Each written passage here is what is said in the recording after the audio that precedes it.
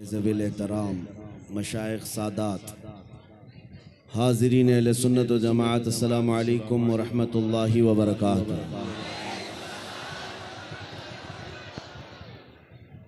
अल्हम्दुलिल्लाह अल्हम्दुलिल्लाहिल हन्नानिल मन्नान अल्लज़ी खलक़ल इंसान व अल्लमहुल बयान वस्सलातु वस्सलामु अला रसूलिही सय्यिदिल इंसी वल जान व अला आलिही व अस्हाबिही ज़विल खैरि वल इहसान, अम्मा बअद। फ़अऊज़ु बिल्लाहि मिनश शैतानिर रजीम, बिस्मिल्लाहिर रहमानिर रहीम। अन्नबिय्यु औला बिल मुअमिनीन मिन अनफुसिहिम, सदक़ल्लाहु मौलानल अज़ीम। बारगाह रिसालत मुआब सल्लल्लाहु तआला अलैहि वसल्लम में एक बार दुरूद पाक का हदिया पेश करें। अल्लाहुम्मा सल्लि अला सय्यिदिना व मौलाना मुहम्मदिन मअदनिल जूदि वल करम व आलिहि व अस्हाबिहिल किराम व इब्निहिल करीम व बारिक व सल्लिम सलातन दाइमतन सरमदन अबदा। ये मेरी बड़ी सआदत और खुशनसीबी की बात है कि पटना में उतरने के बाद रबीउल अव्वल का चांद नजर आया है। आज मेरी शुरुआत रबीउल अव्वल की आपके इस शहर से हो रही है। पहले तो हम सिर्फ पटना की सियासत ही जानते थे, सियासी हलचल यहाँ की अखबारों की गर्मी नजर आती थी, लेकिन आज उतरने के बाद इश्क रसूल की गर्मी भी देखने को मिल रही है। यकीनन छोटी जगह जरूर है। नाज़िम इजलास कफील अंबर साहब से आप सुन रहे थे, यहाँ पर बैठे रह जाना, जमे रह जाना, ये भी अपने आप में इश्क का एक कमाल है। अभी बैठे बैठे दो चीजें आप महसूस कर रहे होंगे। मुझसे पहले एक नात मद्दाह रसूल शाकिर साहब पढ़ रहे थे और निजामत कफील अंबर साहब कर रहे थे। दोनों में एक कॉमन चीज दिख रही थी, पीछे से सुनने वाला दोनों को भी नहीं पहचान सकता कि इतनी उम्र वाला इतनी सुरीली आवाज में नात पढ़ता हो और इतना दुबला पतला आदमी इतना गरज कर नारे लगाता हो। दोनों भी समझ से बाहर थी। इस उम्र का आदमी इतनी मीठी आवाज में नात पढ़ रहा है और दूर से सुनने वाला कफील साहब के नारे को यह समझता होगा कि बहुत बड़ा हट्टा कट्टा आदमी होगा। लेकिन मेरे अजीजों, ये बात मैं इसलिए अर्ज कर रहा हूं कि बचपन से हम सुनते आए हैं, मोहम्मद के गुलामों में बुढ़ापा आ नहीं सकता। रसूल करीम सल्लल्लाहु ताला अलैहि वसल्लम की गुलामी में जो बाल सफेद हो जाएं तब भी बूढ़ा नहीं है, जिस्म अगर गल जाए तब भी कमजोर नहीं है। बाकी अगर हुजूर से दूर होकर हट्टा कट्टा पहलवान भी हो तो हमारी ठोकरों में है, और हुजूर से वफा करता है, व्हील चेयर पर बैठा है, तब भी वो हमारा इमाम है, वो हमारा इमाम है। दुनिया जानती है ताकत और कुव्वत इस कुर्सी का नाम नहीं है, ताकत और कुव्वत इश्क मुस्तफा का नाम। अजीजान गिरामे वक़ार, असल जिंदगी क्या है इसको आज महसूस करने की जरूरत है। सुभान अल्लाह। हम अपनी तारीफ पसंद नहीं करते, ये उनकी मोहब्बतें हैं जो इस तरह से हमें बुलाते हैं। मैं नबी करीम सल्लल्लाहु तआला अलैहि वसल्लम के दरबारे आली जाह के गुलामों के गुलामों का एक अदना कुत्ता होने पर फख्र महसूस करता। सगे तैबा सब कह के पुकारे बेदम, बेदम वारसी ने ये दुआ किया था, या रसूल अल्लाह सारी दुनिया मुझे मदीने का कुत्ता कहकर पुकारे, सगे तैबा सब मुझे कह कर के पुकारे बेदम, यही रखियो मेरी पहचान मदीने वाले। ए मेरे अजीजों, आज हमें फख्र इसी बात पर होना चाहिए कि दुनिया मुझे नबी के नाम से जोड़ करके पहचाने, हुजूर की गुलामी में मुझे पहचाने, मेरे मनसब से, मेरे ओहदे से, मेरे माल से, मेरी जायदाद से, मेरे खानदान से नहीं। दुनिया अगर हुजूर की गुलामी से पहचानती है तो इससे बड़े कमाल की बात नहीं है। हम सब के लिए सबसे बड़े फख्र की बात हमारा तारुफ, हमारा इंट्रोडक्शन हुजूर के जरिए से हो जाए, इसलिए कि जिसका तारुफ नबी पाक सल्लल्लाहु तआला अलैहि वसल्लम से हो गया। आप जानते हैं इमाम अहले सुन्नत फाजिल बरेलवी इमाम अहमद रजा खान क़द्दसल्लाहु सिर्रहु शरीफ मुजद्दिद आज़म है, लेकिन आपसे इख्तिलाफ रखने वाली जमातों में बहुत सारी हैं। दूसरी जमातों में खास तौर पर अगर मैं जमात इस्लामी के बानी का जिक्र करूं, जिनका अहले सुन्नत व जमात बरेलवियत से कोई ताल्लुक नहीं, दूसरी जमात और दूसरे मकतब फिक्र के होने के बावजूद भी उन्होंने आला हजरत की तारीफ में सिर्फ इतना कहा है, वो बहुत बड़े आशिक रसूल थे। ये नहीं कहा बहुत बड़े पठान के बेटे थे, बहुत बड़े जमींदार थे, बल्कि कहा बहुत बड़े आशिक रसूल थे। दुनिया अगर हुजूर के नाम से पहचानती है तब कोई तुम्हें फना नहीं कर सकेगा। नाम तुम्हारा हमेशा रह जाएगा, बेनिशानों का निशान मिटता नहीं, मिटते मिटते नाम हो ही जाएगा। आज आला हजरत हर जगह क्यों किया जाता है, उसकी वजह यह है जिंदगी भर आला हजरत ने अपने खानदान के कसीदे नहीं पढ़े। जब जब आला हजरत ने कलम उठाया है तो बारगाह मुस्तफ़ा की मदह सराई की है। जब जब कलम उठाया है मेरे आका की शान में लिखा, सरवर कहूँ के मालिको मौला कहूँ तुझे, बाग़े खलील का गुले ज़ेबा कहूँ तुझे। 100 साल गुजर जाने के बाद भी उनके कलाम पढ़ने से मुरझाए हुए दिलों में जिंदगी आ जाती है। यहाँ मुरझाई हुई कलियां खिल जाती हैं। आला हजरत का उसूल मैं आपको बता देता हूँ। आला हजरत जिस उसूल पर चल रहे थे वो उसूल ये था रसूल पाक के सिलसिले में कि उनकी बात करो हर दिल पे राज करो, उनकी बात करो हर दिल पे राज करो। ये बहुत अजीम फार्मूला मैं आपको बता रहा हूँ। हुजूर की बात करो, फिर देखना दुनिया तुम्हें कभी फरामोश नहीं करती और ना ही तुम्हारे मकाम और मनसब को कोई दूसरा धक्का लगा सकेगा। हुजूर की बात करो।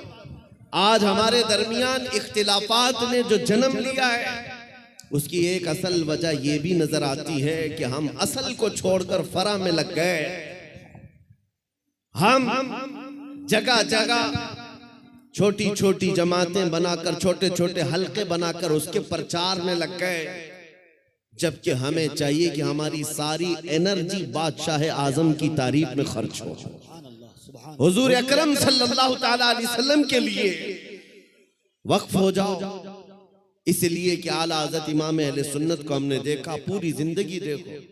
आपसे किसी ने पूछा अगर आपका तारुफ क्या है, आपका इंट्रोडक्शन क्या है, उन्होंने अपने बाप दादा परदादा के नामों को गिनाते हुए नहीं कहा मैं फलां फलां फलां फलां का बेटा हूं, बल्कि अपने तारुफ में कहा है उस गली का गधा हूं मैं जिसमें मांगते ताजदार फिरते हैं, वो सुए लालाजार फिरते हैं, तेरे दिन ए बहार फिरते हैं, ए रजा जाने आना दिल तेरे नगमों पे निसार, बुलबुले बाग़ मदीना तेरा कहना क्या है।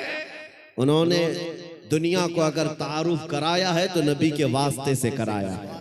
आपको बताता हूं उनका मकाम ये था इश्क रसूल में फना होने का। मेरे मुर्शिद गिरामी हुजूर ताजुश शरिया रहमतुल्लाह तआला अलैह एक शेर की तशरीह करते हुए फरमाते हैं, आला हज़रत ने एक हमद लिखी है, वही रब है जिसने तुझको हमतन करम बनाया, हमें भीख मांगने को तेरा आस्था बताया। इस हमद के आखिर में आला हज़रत ने एक शेर लिखा है, अरे ऐ खुदा के बंदो कोई मेरे दिल को ढूंढो, अभी पास था यही तो अभी क्या हुआ खुदाया। दिल किसको कहते हैं मैं आपको बता रहा हूं, जिंदगी हम सब के पास है। हम किसके लिए जी रहे हैं, हम क्या करने के लिए जी रहे हैं, या आज हमें महसूस करना है। आला हजरत किसके लिए जीते थे, उनका दिल रहता कहां था, बरेली की किस गली में उनका दिल रहता था। सुनो आला हज़रत कहते हैं, अरे खुदा के बंदो कोई मेरे दिल को ढूंढो, अभी पास था यहीं तो अभी क्या हुआ खुदाया। इसका मतलब क्या है? फरमाया हर जमाने में औलिया इकराम में एक वली होता है जिसको कुतुबुल इरशाद कहते हैं। कुतुबुल इरशाद का मतलब ये होता है वो अपने जमाने के औलिया में इतना तसर्रुफ और इतना इख्तियार रखता है कि वो अपने जमाने के औलिया को जिन कामों पर मामूर करे उसका हुक्म बजा लाना सारे लोगों पर जरूरी होता है। वो कोई भी ऑर्डर दे, कुतुबुल इरशाद। तो एक मर्तबा आला हजरत ने अपने जमाने के जितने रिजाल थे, औलिया थे, उनसे ये कहा, अरे आए खुदा के बंदो कोई मेरे दिल को ढूंढो, मेरा दिल ढूंढ करके लाओ। ये काम पर लगा दिया, दिल ढूंढ करके लाओ। अभी पास था यही तो अभी क्या हुआ खुदाया। दिल सिर्फ उस गोश्त के लोथड़े को ही नहीं कहते जो हमारे सीनों में धड़कता है या खून का एक मुंजमद टुकड़ा है। दिल के और भी माने हैं। वो दिल कौन सा है जिसको ढूंढने के आला हजरत बात कर रहे थे। सारे औलिया को हुक्म हुआ, सब ढूंढने पर लग गए और ढूंढ करके वापस आए। फिर आकर के उन्होंने जो जवाब दिया इमाम अहले सुन्नत को, आला हजरत को, आला हजरत ने फिर उसको अपने शेर में बयान किया, हमें ऐ रज़ा तेरे दिल का पता चला बमुश्किल, हमें ऐ रज़ा तेरे दिल का पता चला बमुश्किल, दरे रोज़ा के मुकाबिल वो हमें नजर तो आया, ये न पूछ कैसा पाया। नारे रिसालत, इश्के मुस्तफा, इश्के आले मुस्तफा, तालीमाते आला हजरत, फैजाने आला हजरत। जिंदगी गुजारने के उसूल में बता रहा हूं। बरेली में रह करके दिल मदीने तैयबा में धड़कता हो। सारे औलिया ज़माना ने कहा, हमें ऐ रज़ा तेरे दिल का पता चला बमुश्किल, दरे रोज़ा के मुकाबिल वो हमें नजर तो आया, ये न पूछ कैसा पाया, तुझे हम्द है खुदाया। आला हजरत का दिल वहां लगा हुआ था, इसीलिए मैंने आला हजरत के कलाम को बहुत मर्तबा पढ़ा। जहां जहां से पढ़ा दिल को आला हजरत के, जब भी हमने ढूंढने की बात की है, आला हजरत ने अपने दिल के बारे में यही कहा है, दिल है वो दिल जो तेरी याद से मामूर रहा, सर है वो सर जो तेरे नाम पे कुर्बान गया। आला हजरत के उसूल में दिल सिर्फ इस टुकड़े को नहीं कहते और सर इस टुकड़े को नहीं कहते। मेरे अजीजों, आला हजरत के इल्म में, उनकी तालीमात में दिल का मतलब और है, सर का मतलब और है। अगर नबी की मोहब्बत में भरा हुआ नहीं है तो सिर्फ वो गोश्त का लोथड़ा है, दिल नहीं कहा जा सकता। दिल कौन सा है? दिल सिर्फ वही है, दिल है वो दिल जो तेरी याद से मामूर रहा। और सर किसको कहते हैं? ये अगर दोनों कंधों के ऊपर एक कद्दू का टुकड़ा है, अगर हुजूर के नाम पर कुर्बान होने को तैयार नहीं है, हाँ अगर हुजूर के नाम पर मर मिटता है तो आला हजरत कहते हैं सर है वो सर जो तेरे नाम पे कुर्बान गया। आला हजरत के दिल को हमने उनके कलाम में ढूंढा है। वो कहते हैं कहाँ है? जानो दिल होशो खिरत सब तो मदीने पहुंचे, जानो दिल होशो खिरत सब तो मदीने पहुंचे। अरे तुम नहीं चलते रज़ा, सारा तो सामान गया। उनका अपने पास कुछ नहीं था। बरेली में वो कहते हैं जान भी चली गई, दिल भी चला गया, होश भी गया, खिरत भी गया, सब मदीने पहुंचे। तुम नहीं चलते रज़ा, सारा तो सामान गया। और फिर उनसे पूछा गया जान है क्या आपकी? जान किसको कहते हो आप? कहते हैं जान है इश्क़े मुस्तफा, रोज वज़ू करे खुदा, जिसको हो दर्द का मजा, नाज़े दवा उठाए क्यों, फिर के गली गली तबाह, ठोकरें सबकी खाए क्यों, दिल को जो अक्ल दे खुदा, तेरी गली से जाए क्यों। मेरे अजीजों, आला हज़रत फरमाते हैं यूं तो सब उन्हीं का है, पर दिल की अगर पूछो, आला हज़रत फरमाते हैं यूं तो सब उन्हीं का है, पर दिल की अगर पूछो, ये टूटे हुए दिल ही खास उनकी कमाई है। हुजूर का है ये सब, हुजूर का है, अपने दिल का है उन्हीं से आराम। कहते हैं अपने दिल का है उन्हीं से आराम, सौंपे हैं सब उन्हीं को सब काम, सौंपे हैं उन्हीं को सब काम, लो लगी है कि अब उस दर के गुलाम चाह रहे दर्द रजा करते हैं। आला हजरत ने अपना सब कुछ सौंप दिया बारगाह मुस्तफा। आज इस जलसे पाक में मैं आपके सामने उनका जिक्र सिर्फ इसलिए कर रहा हूं कि मशरिक से लेकर मगरिब तक, शुमाल से लेकर जुनूब तक कोई खित्ता बचा नहीं है जहां से बच्चा बुच्चा पुकार करके न कहता हो डाल दी कल्ब में अजमत मुस्तफा सैयदी आला हजरत पे लाखों सलाम। क्यों 100 साल के बाद भी बच्चा बच्चा पुकार रहा है? वही आज मैं तुम्हें फार्मूला बताना चाहता हूं। उस आला हजरत के मिशन पर चलना, उस मसलक का मतलब, उस मसलक का नाम ही ये है, अपनी मर्जी से जीने का नाम जिंदगी नहीं है। हुजूर जैसा चाहे वैसे जीने का नाम जिंदगी है। आपको मैं बताता हूं, औलिया इकराम की जिंदगी में, तसव्वुफ में एक तालीम होती है। हजरत जुनैद बगदादी की तालीमात मैंने पढ़ा है। सिर्फ औलिया इकराम की जो इबादतें हैं, तस्बीह घुमाना, लंबे क़याम, लंबे सजदे, सिर्फ यही इबादत के तरीके नहीं हैं। एक इबादत का तरीका है जिसको औलिया इकराम कहते हैं मुराकबा। मुराकबा, मुराकबे का मतलब क्या होता है? सुनो, बहुत आसान है, आप सब कर सकते हो। अगर मैं आपसे कहूं आज 1000 बार सुभान अल्लाह पढ़ो, 1000 बार अल्हम्दुलिल्लाह, आप कहेंगे बहुत लंबा हो जाएगा। लंबा क़याम करना कुछ लोगों के लिए भारी, लंबा रुकू करना, लंबा सजदा करना इबादतें कुछ लोगों को लगती हूं। मुराकबा बहुत आसान लेकिन बहुत ही तेज असर। औलिया इकराम फरमाते हैं जिसका मुराकबा मुकम्मल हो गया वो अल्लाह का वली बन गया। मुराकबा होता क्या है? सुनो, मुराकबा होता क्या है? सिर्फ ये है कि आंख बंद करके थोड़ी देर खामोश बैठना, कुछ नहीं करना, कुछ पढ़ना नहीं है, कुछ पढ़ना नहीं है, खामोश बैठना है। कितनी देर? तुम्हारी मर्जी, 5 मिनट, 10 मिनट, आधा घंटा, 1 घंटा, किसी से बात ना करो, खामोश एक जगह बैठ जाओ। करना क्या है खामोश बैठ करके? सोचना क्या है? हाँ, ये असल है। सैयदना जुनैद बगदादी फरमाते हैं मुराकबा करने वाले को कुछ और नहीं सोचना है, बस आंख बंद करके इतना सोचना है कि अल्लाह ने मुझे क्यों पैदा किया, मैं यहां क्यों आया इस दुनिया में। बस इतना ही सोचना, इतना ही सोचना, बार बार सोचता रहे, बार बार सोचता रहे। ऐ नौजवानों, ये मुराकबा आज तुम्हारी बहुत सारी बीमारियों का इलाज है। सोचना कभी आंख बंद करके, क्या मैं इसलिए आया रात भर इंटरनेट पर गेम खेलने के लिए अल्लाह ने मुझे पैदा किया? क्या मैं दुनिया में लड़कियों से छेड़छाड़ करने के लिए पैदा किया गया हूं? क्या मैं दुनिया में दिन रात खेल कूद के लिए पैदा किया गया हूं? लोगों से गप्पे लगाने के लिए पैदा किया गया हूं? मैं लोगों से हंसी मजाक में अपना वक्त को बर्बाद करने के लिए पैदा किया? क्यों पैदा किया गया हूं? तुम्हारा दिल आखिर एक दिन जवाब देगा, अल्लाह की तरफ से तुम्हें ये मिलेगी बात, तुम क्यों पैदा किए गए, क्यों पैदा किए गए, तुम्हें पता चल जाएगा। ये मुराकबे में जिस दिन तुम्हें पता चल जाए क्यों पैदा किया गया, अगर हकीकत को पहुंच गए उसी दिन अल्लाह के वली बन गए।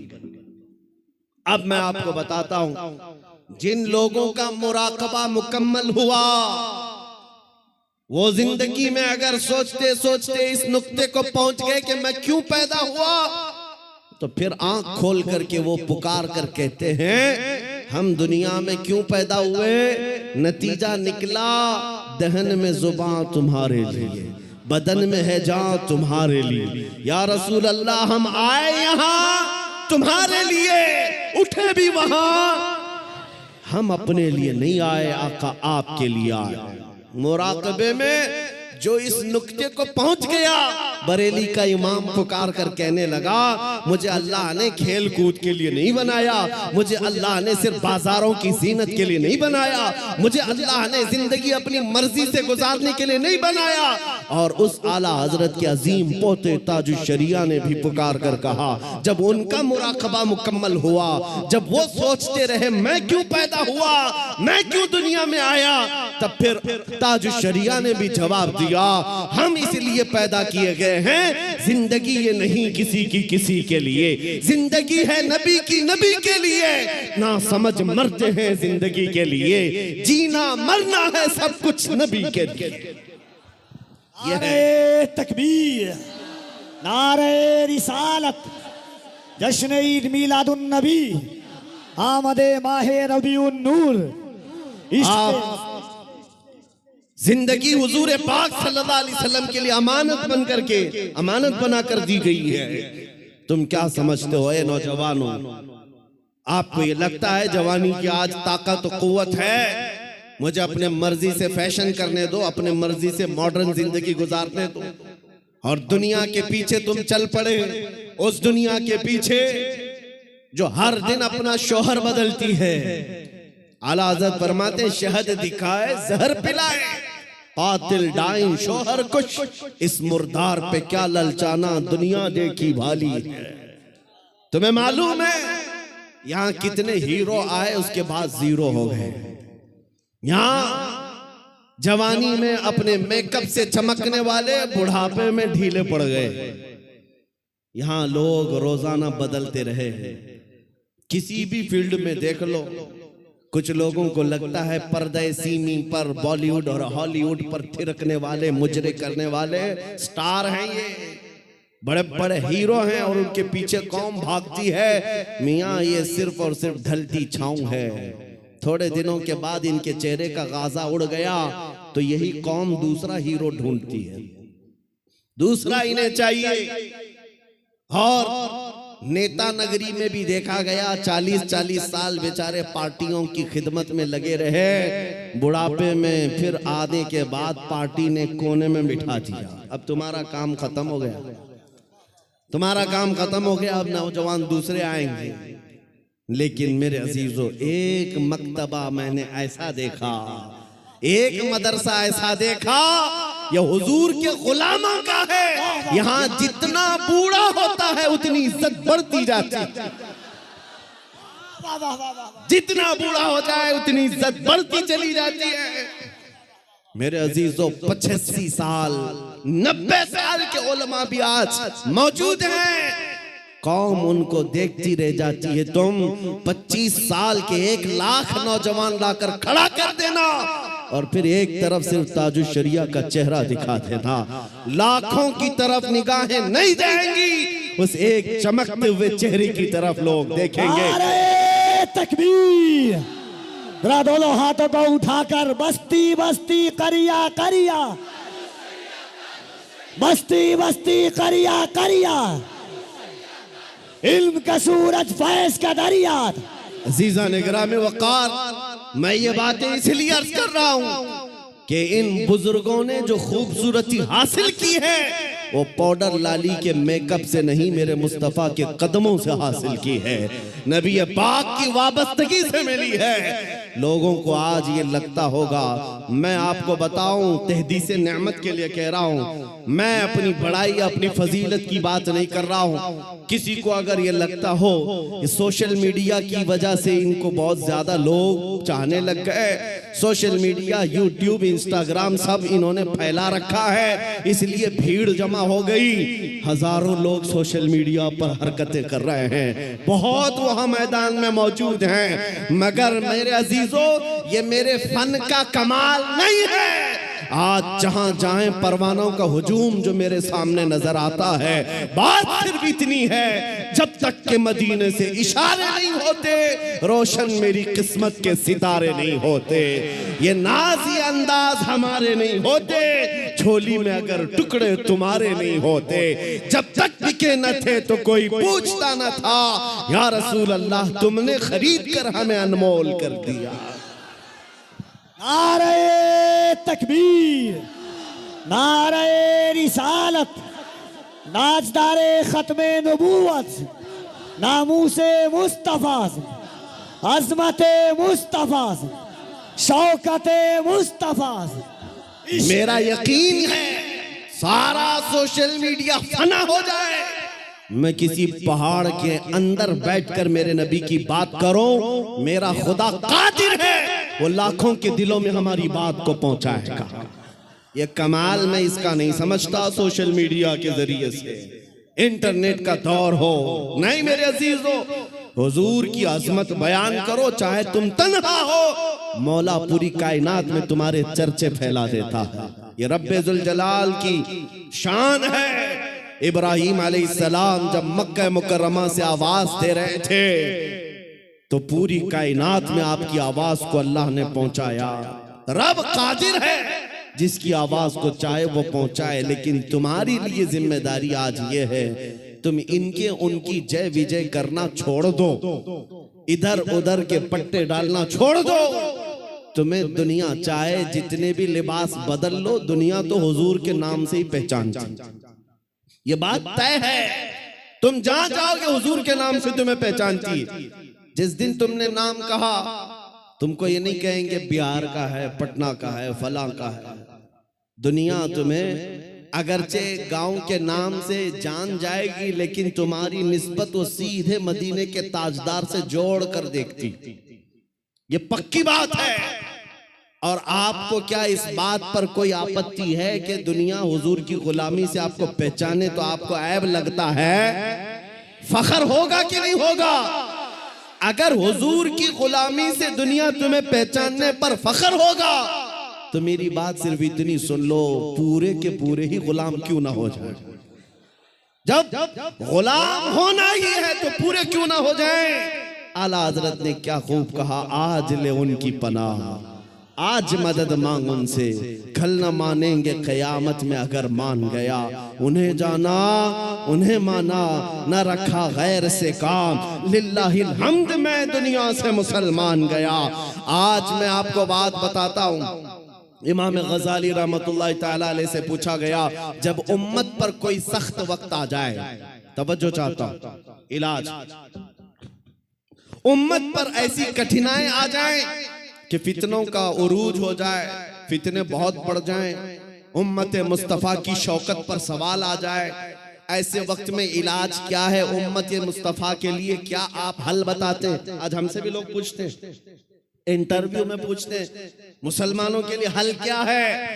इमाम गजाली ने फरमाया, एक ही हल है, इनके सीनों को हुजूर की मोहब्बत से भर दिया जाए, हुजूर की मोहब्बत से भर दिया जाए। मेरे अजीजों, लोग मुझे उर्सों में भी बुलाते हैं, पता नहीं कितने कितने जलसों में बुलाते हैं, मैं तो बात सिर्फ हुजूर की करता हूं। वजह सिर्फ ये है, मैंने सबको समझा रखा है, आज हमें इलाज करना है, जिस चीज की जरूरत है वही दो। जब इलाज कंप्लीट हो जाए इंशाअल्लाह, ये जिस जगह भी ले जाओगे ये खड़े हो रहे। इमाम गजाली ने फरमाया, इनके दिलों को हुजूर की मोहब्बत से भर दो। तो आपसे पूछा गया, वैसे तो हर मुसलमान कहता है मुझे हुजूर से मोहब्बत है, अभी मैं पूछूं, एक हाथ में दो दो हाथ उठाएंगे, हुजूर से मोहब्बत है या नहीं? अगर अभी सवाल करें, हर कोई पुकार कर कहेगा हाँ हुजूर से मोहब्बत है, मैं तो जान देने को तैयार, हर कोई कहेगा। इमाम गजाली ने फरमाया, हाँ हर कोई कहता तो है, लेकिन बात क्या है सुनो, इंसान की फितरत है और दुनिया का दस्तूर है।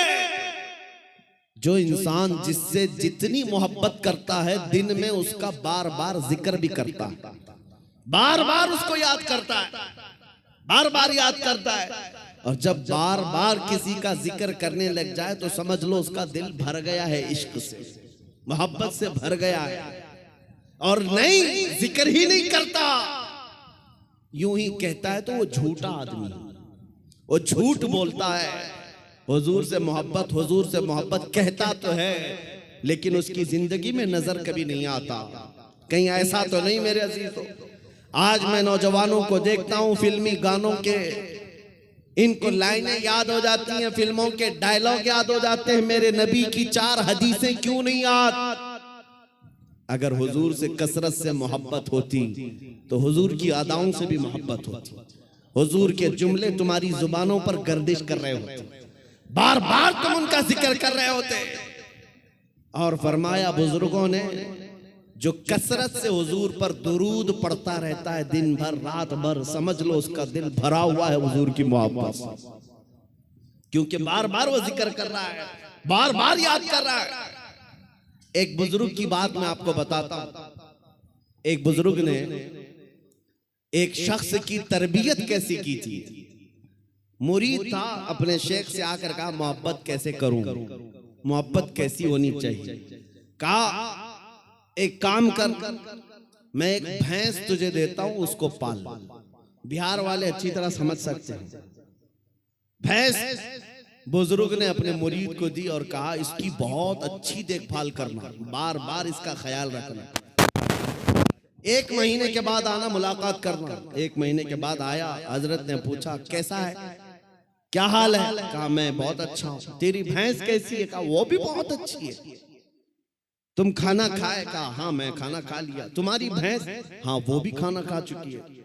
जब जब जिक्र किया जाए भैंस का अच्छी तरह से जिक्र करता था। कहा 1 महीना और जाओ, 1 महीना और उस भैंस के साथ उठना बैठना लगाव रखो। दूसरे महीने के बाद आया, बुजुर्ग ने, मुर्शिद ने पूछा क्या हाल है। कहा मैं भी अच्छा हूं, मेरी भैंस भी अच्छी। सवाल खाली सिर्फ उसका किया था, लेकिन साथ में भैंस का भी कर रहा है। कहा तू खाना खाया। कहा मैं भी खाना खा चुका, मेरी भैंस भी खा चुकी। कहा तू नहा लिया। कहा मैं भी नहाया हूं, मेरी भैंस भी नहाई। जो जो बात करे अपने साथ अपनी भैंस का भी जिक्र। बुजुर्ग ने कहा 1 महीने और अपनी भैंस से करीब रहे, उसके बाद फिर तीसरे महीने मुलाकात करेंगे। 3 महीने गुजर गए। 3 महीने के बाद जब वो आया तो बुजुर्ग मुर्शिद ने पूछा क्या हाल है। कहा मेरी भैंस बहुत अच्छी है। अब जुमला बदल गया। अभी खैरियत इसकी पूछी जा रही है, जवाब ही अपनी भैंस का दे रहा है। पूछा बुजुर्ग ने खाना खा चुका। कहा मेरी भैंस तो खा चुकी। तू नहाया। कहा मेरी भैंस तो नहा चुकी। मेरे अजीजों ये मिसाल बिला तशबीह बिला तमसील। उस बुजुर्ग ने कहा मोहब्बत ऐसी होनी चाहिए जब इंसान को पूछा जाए तो अपने आप को भूल जाए, अपने महबूब का जिक्र करने लग जाए। जब वो कमाल को पहुंचता है सिर्फ उसकी आंखों में अपने महबूब के जलवे हो। और बरेली के इमाम को हमने पढ़ा है, कोई आया बंदा गुलाब का फूल तोहफे में पेश करने के लिए, ला करके दिया, कहा इसको कबूल कर लीजिए। दुनिया में लोग गुलाब तोहफे में एक दूसरे को देते लेते हैं। इमाम फाजिल बरेलवी उस गुलाब को कबूल तो करते हैं, देखते हैं, उसके बाद मुस्कुरा कर कहते हैं ये दुनिया का गुलाब है, सुबह खिलता है शाम में मुरझा जाता है। मैं उस गुलाब से मोहब्बत करता हूं जो कभी मुरझाता नहीं है, जो जब से खिला है कभी मुरझाता नहीं। और उसके बाद कहना शुरू कर दिया सरताब कदम है तने सुल्तान ज़मन फूल, लब फूल दहन फूल ज़कन फूल बदन फूल। वल्लाह जो मिल जाए मेरे गुल का पसीना, मांगे न कभी इत्र न फिर चाहे दुल्हन फूल। क्या बात रज़ा उस चमनिस्तान करम की, ज़हरा है कली जिसमें हुसैन और हसन फूल। आला हजरत ने एक फूल को देखा,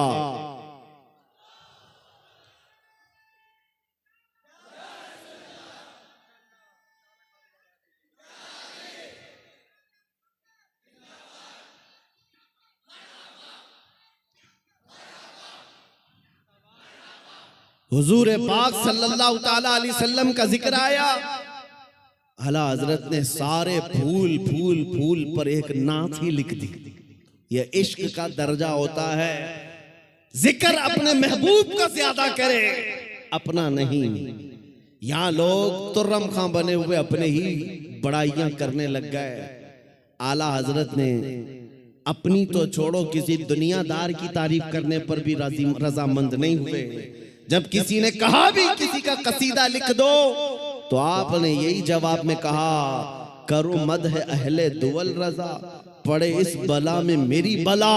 मैं गदा हूं अपने करीम का, मेरा दीन पा रहे ना नहीं, मेरा दीन रोटी का टुकड़ा नहीं है, मैं तो गदा हूं अपने करीम का। आज उस मोहब्बत की जरूरत है, आज उस कमाल के इश्क की जरूरत है।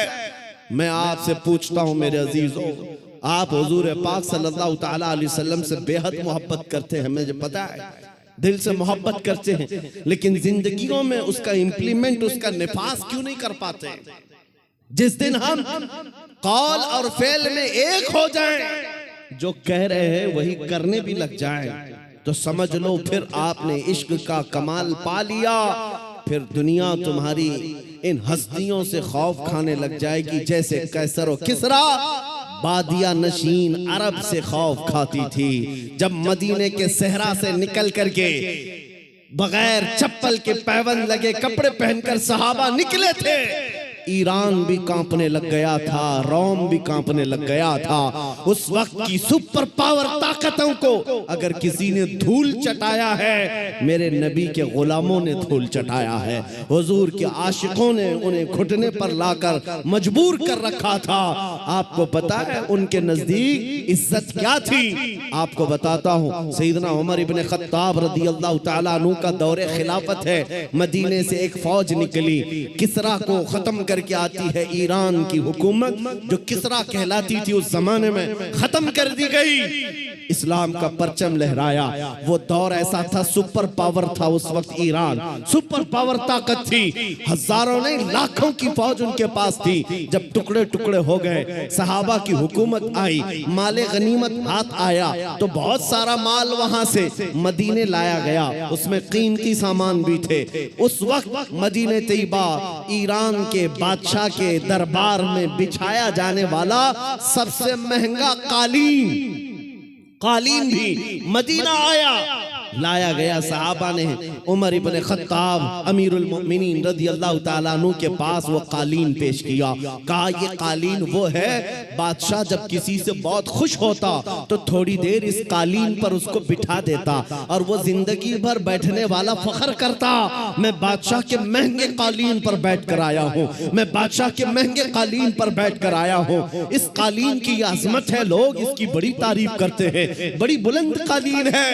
हम मदीने ले आए हैं। उमर इब्ने खत्ताब के पास दिया गया, कहा गया कि आप इसको सही जगह इस्तेमाल करें। मेरे अजीजों, सैयदना अमीरुल मोमिनीन उमर इब्ने खत्ताब ने उस कालीन को कबूल तो किया, ले जाकर के हुजूर के मिंबर पर या मेहराब पर या मस्जिद की सफों में नहीं लगाया, बल्कि कहा मस्जिद नबवी में दाखिल होने से पहले जो दरवाजा है उस दरवाजे के बाहर इस कालीन को फेंक दो।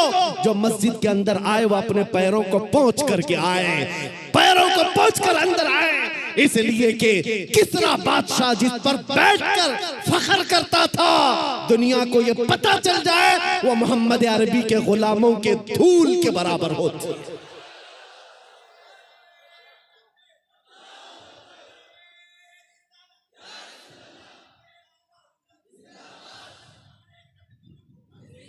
उन्होंने इज्जत तख्त और ताज में नहीं ढूंढी, मेरे नबी पाक की निस्बत में इज्जत ढूंढी।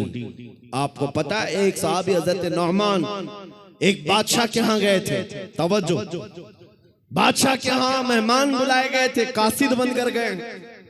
बादशाह ने उनके आने पर कालीन बिछाया रेशम का और कुर्सी बिछाई सोने की कलई की हुई कि मोहम्मद अरबी का कासिद आ रहा है, एम्बेसडर आ रहा है, तर्जुमान है। लेकिन जैसे ही हजरत नौमान पहुंचे वो कालीन को आपने तलवार से फाड़ दिया और निकाल दिया, जमीन पर चले। फिर जब कुर्सी के पास आए देखा सोने की कुर्सी है, पांव से धक्का मारकर गिराया और कहा मुझे सादी कुर्सी लाओ, दूसरी। बादशाह ने कहा ये इतना गुरूर है, मोहम्मद अरबी सल्लल्लाहु अलैहि वसल्लम के गुलामों में इतना एटीट्यूड। उस सहाबी ने कहा ये गुरूर और तकब्बुर नहीं है, मैं मेरे नबी का गुलाम, मेरे मुस्तफा का गुलाम। मेरे नबी की शरीयत में मर्दों के लिए रेशम भी हराम है, सोना भी हराम। मर्दों के लिए रेशम का इस्तेमाल हराम है और सोने का इस्तेमाल, गोल्ड का इस्तेमाल हराम है। बादशाह से उन्होंने कहा तू सारी दुनिया की कुर्सियों को सोने की बनाकर लाकर रख दे, तब भी नबी का ये गुलाम सबको ठोकर मारेगा, अपने नबी की शरीयत को गले लगाएगा। उसी गुलाम की आवाज थी, उसी नबी के गुलामों की आवाज थी जो आज मैं मैसेज में कहना चाहता हूं। नौजवानों, फख्र करना हो तो अपने नबी की निस्बत पर फख्र करो। दुनिया अगर आज तुम्हें मुसलमान कहती है तो दाढ़ी मुंडाकर टोपी छुपाकर लोगों में छुपने की कोशिश करके सेकुलर बनने की कोशिश मत करना। दुनिया पहचानती है तो और पहचान बढ़ाओ। किसी ने मुझसे पूछा था क्या इस जमाने में दाढ़ी रखना अब भी वाजिब है? मैंने कहा अब के जमाने में तो और भी बड़ा वाजिब है, इसलिए कि जिनको तलवार और चाकू नहीं चुभती उनको हमारी दाढ़ी चुभती है। मैंने यही कहा, ऐ नौजवान, लोगों को चोटी रखने में शर्म नहीं आती, मुझे नबी की दाढ़ी रखने में क्यों शर्म आएगी? अगर लोग नंगा घूमकर फख्र कर सकते हैं, मैं मेरे नबी के अखलाक पर फख्र क्यों नहीं कर सकता? दुनिया को अगर हक है फैशन करने का, मुझे मेरे नबी की अदाओं पर फख्र करने का क्यों नहीं हक है? बस नौजवानों, खता हमसे हुई है, हम इन नंगों के पीछे भागने लग गए। अल्लाह ने हमारी इज्जत व वकार को खत्म कर दिया। नौजवानों, दुनिया अगर तुमसे पूछती है तुम्हारे पुरखों का नाम बताओ, तुम्हारे बड़ों का नाम बताओ, हमारे बड़े तो बादशाह थे, हमारे बड़े तो फलां थे फलां थे, तुम अपने पुरखों में अपने बाप दादाओं का नहीं, बल्कि यूं कहो मेरे पुरखों में जो नाम आता है वो खालिद बिन वलीद का है, मेरे पुरखों में जो नाम आता है वो सलाहुद्दीन अय्यूबी का है, वो शहाबुद्दीन गौरी का है। इसलिए कि ये वो नाम है जो अज़मत मुस्तफा के परचम लहराते थे, नबी की गुलामी में इज्जत ढूंढते थे। एक वक्त था जब यहूदी और ईसाई माएं रात को अपने बच्चों को थपक कर सुलाती थी, ये कहते हुए बच्चे सो जाओ वरना सलाहुद्दीन आ जाएगा। नबी के गुलामों की हैबत ऐसी थी, वो इसलिए थी कि उन्होंने अपने बलबूते अपनी ताकत पर इज्जत नहीं कमाई, मेरे नबी की निस्बत में इज्जत कमाई थी। आज भी एक ही हल है हमारे पास, वापस आ जाओ उस पॉइंट पर, उस नुक्ते पर जहां मेरे मुस्तफा ने हमें छोड़ा था, हुजूर ने सहाबा को जहां छोड़ा उस नुक्ते पर आ जाओ। इधर उधर की बात न करो। हमारी बीमारियां, हमारी खराबियां, हमारे खुराफात, हमारी बेहयाइयां, हमारी पस्ती, हमारा बैकवर्ड होना, सबका एक ही हल है, एक ही इलाज है कि मोहम्मद से वफा तूने तो हम तेरे हैं। ये जहां चीज है क्या, लौह कलम तेरे।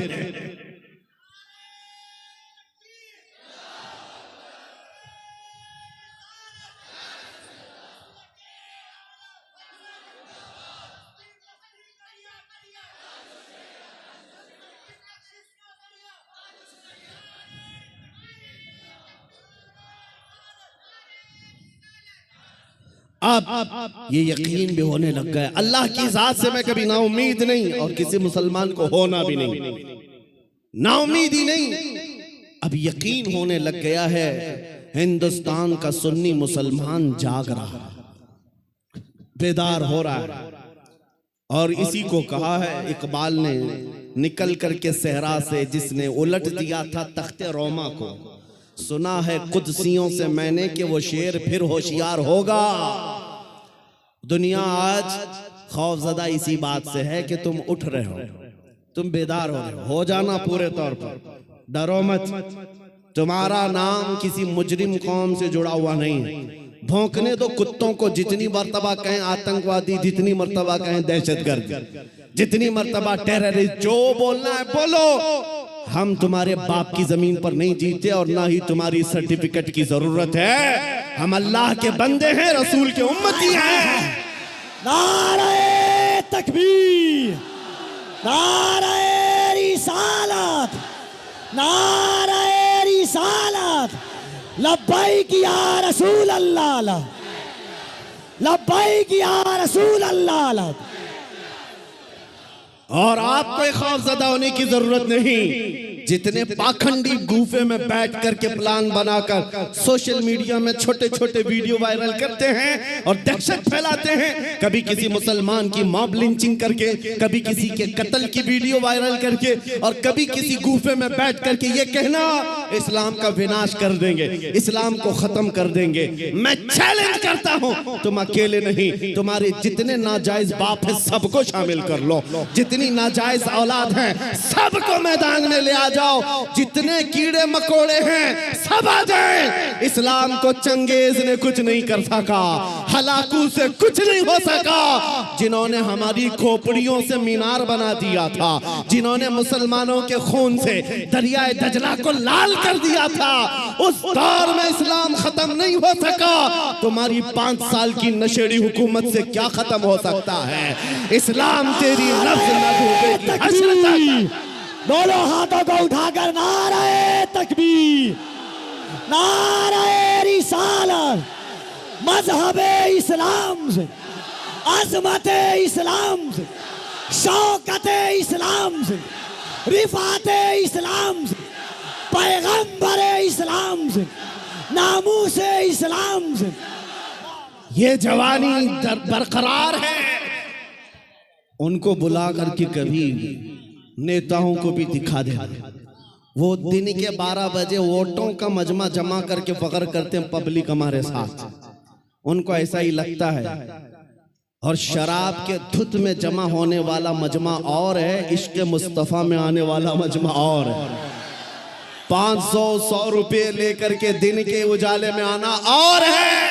तुम्हारा मजमा दिन के 12 में होता होगा, हमारा मजमा रात के 12 के बाद गर्म होता है। या आओ देखो, ये रात नहीं लगती इन दीवानों के यहाँ, ना रात है। बल्कि मैं तो कहता हूँ हम सुन्नियों के यहाँ कोई संडे भी नहीं आता है। जो रात मेरे नबी के नाम है वो रात हमारी ईद की रात है, वो रात हमारी ईद की रात है। जब तक ये फख्र बाकी रहेगा, मेरा यकीन है, अगर इनको लगता है हम बहुत गरज करके बोल रहे हैं, अपने मजमे में बोल रहे हैं, कल को अगर इन्हें चाहिए तो हथकड़ियां लगा लें, फांसी के फंदे पर चढ़ा लें। और मुझ जैसे एक आदमी के मर जाने या कत्ल हो जाने का नाम इस्लाम का खत्म होना नहीं है, बल्कि मैं चीखते हुए जाऊंगा जिस दिन तुम मुझे फांसी पर चढ़ाओगे। इस्लाम जिंदा होता है हर करबला के बाद।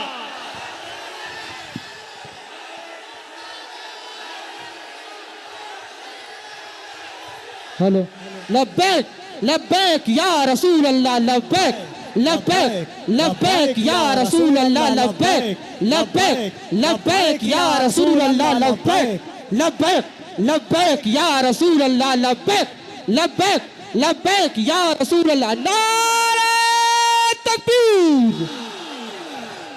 आज हुकूमत के नशे में आकर अगर कोई बार बार मेरे नबी की जात को इस्तेमाल करता है तो हमारे जज्बात बेकरार होते हैं। लोगों को ये लगता है, डिपार्टमेंट वाले बार बार ये कहते हैं, मौलाना क्यों इतना एग्रेसिव हो जाते हो, क्यों इतने भड़काऊ बातें करते हो। मैंने बार बार ये कहा है, ऐलान कहा है, जब जब गाली देने का शौक है मेरा नाम लेकर गाली दो। मेरी माँ के नाम पर, मेरे बाप के नाम पर, मेरे खानदान के नाम पर जितना कोसना है कोस लो, लेकिन याद रखना, अगर हुजूर की तरफ उंगली उठाओगे, अगर नबी की अज़मत की तरफ बोलोगे, हमारे खून का आखिरी कतरा भी जिस्म में बाकी है तुम्हारी गर्दनों पर चढ़ करके बोलेंगे, तुम्हारे सीने पर चढ़ कर बोलेंगे।